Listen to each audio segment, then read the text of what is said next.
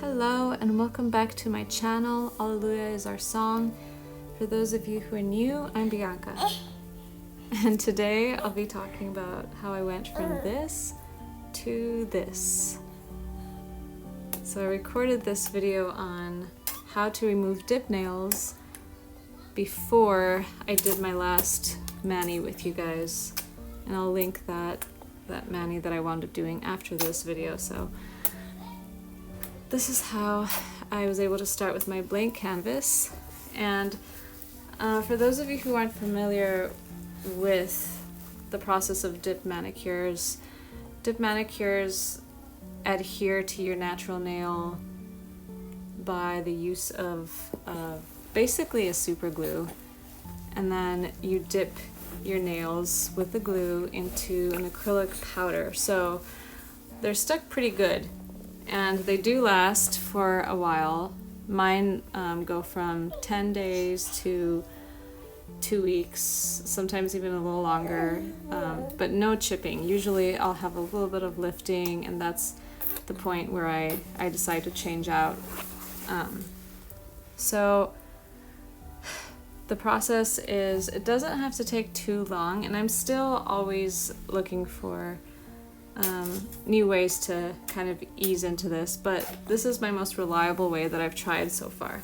So here you see me removing the shine off of my nails with my e-file, and you should really use, from what I hear, a coarse bit, and I only had a medium grit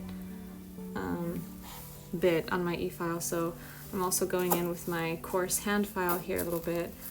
And I'm still learning my e-file, so I try to keep it very gentle. I don't go too harsh with it, so I alternate back and forth. I guess it depends also how many layers you have, and the process will go faster if you can remove a little bit more from your top layers that you have. But you want to be careful. You don't want to go too far. You never want to go over your natural nail with these bits, and I'm using a safety bit so that I'm protecting my cuticles. So here you'll just see me removing the shine on my non-dominant hand, because I am going to be completely removing this mani.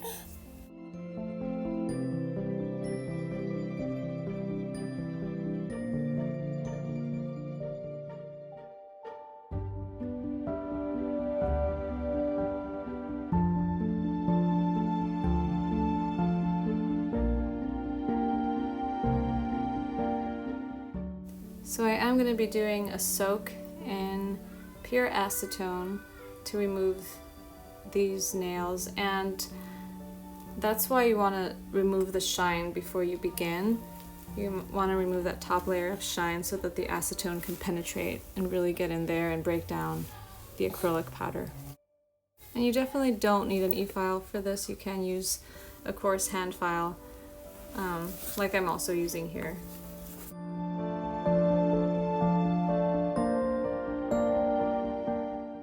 So next, I'm taking some dry rice, and this rice has been heated up.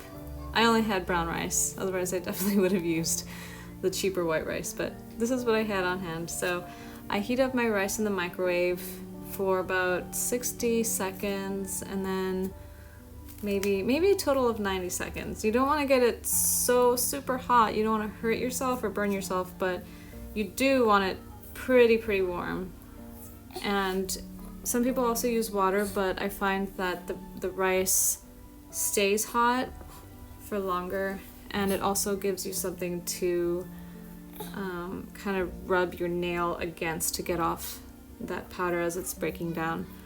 And then you do need 100% pure acetone, and I've poured some acetone, and I also have my little coconut oil jar, and I'd say about anywhere from a teaspoon to, I probably used a little too much here. It took a while for this one to penetrate, but you want to put like a glob of coconut oil in, and that will make it so that your skin comes out pretty soft after. And then some people use a dryer sheet. I tried a dryer sheet with this hand But honestly, I think a paper towel worked just as well. So there you can see I finished with the one hand, and I'm going to do the same on the other hand. And again, it's just hot rice, a glob of coconut oil, and pure acetone. And you can also like rub it all over your hand. It's kind of tricky with the bag, but I try to minimize exposure to the rest of my hand and my fingers. And the coconut oil kind of acts as kind of a barrier if you rub it into your hand first, because acetone it's pretty harsh. Like, it melts things. It's melting the stuff off of your nails. So yeah, you want to protect yourself as much as possible. So you'll also see me using a towel, and that's to keep the fumes of the acetone out of my face. And so my left hand took about 6 to 7 minutes to soak off, which was faster than my right hand. Probably because I used a dryer sheet for the right hand, and I don't know, that didn't work as well for me. So here I'm applying cuticle oil, and I mix my own cuticle oils. I find jojoba oil and vitamin E oil and castor oil make a really good mix. And then there's these clean scents that I've been playing around with so that it smells really good, and then I want to just use it all the time. And that's really good to hydrate your nails after you've soaked and all that. So here I'm prepping my nails for my next manicure. I push back my cuticle to give my nail more space. To give me more space to work with for my next tip. And then I also prep by using this little ball bit, and that kind of just removes dead cuticle skin from your nail plate so that you don't go ahead and re-dip your nails on top of any dead skin, because then that'll cause premature lifting and you'll have less time with your mani. And you want it to last, since it takes a while. Dipping isn't a short process, so I usually want mine to last.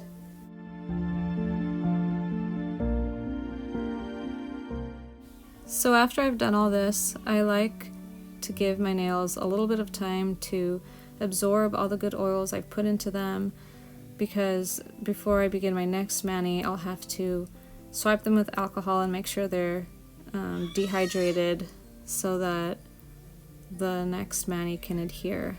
So I like to just let them soak a little bit in this oil, and it's good for the health of my nails too, so that they can just get a little bit of breathing time.